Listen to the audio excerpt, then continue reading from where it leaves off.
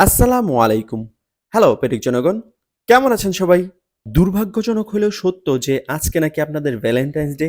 এরপরেও আমার বাসায় কোনো লেবু ছিল না। আর এই লেবু না থাকার কারণে আমি বুঝতে পেরেছি করলা ভাজির সঙ্গে লেবু থাকাটা কতটা জরুরি। অনেককেই বলতে শুনেছি যে করলা ভাজির সঙ্গে নাকি লেবু খেলে তেঁতোর পরিমাণটা বেড়ে যায়। কিন্তু আমার ক্ষেত্রে ব্যাপারটা আলাদা। আমার কাছে মনে হয় করলা ভাজির সঙ্গেই লেবু খাওয়া উচিত। তাহলেই করলা ভাজির প্রপার টেস্ট পাওয়া যাবে। আজকে লেবু দিয়ে খাওয়ার মতো আরেকটা তরকারি ছিল।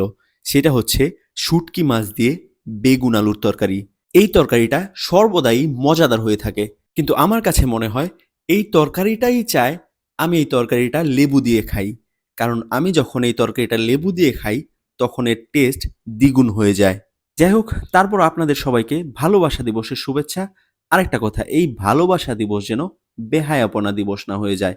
তবে আমার জন্য খুব একটা সমস্যা হয় না, কারণ আমি এই সময়টাতে শহর থেকে অনেক দূরে থাকার চেষ্টা করি। আল্লাহ হাফেজ।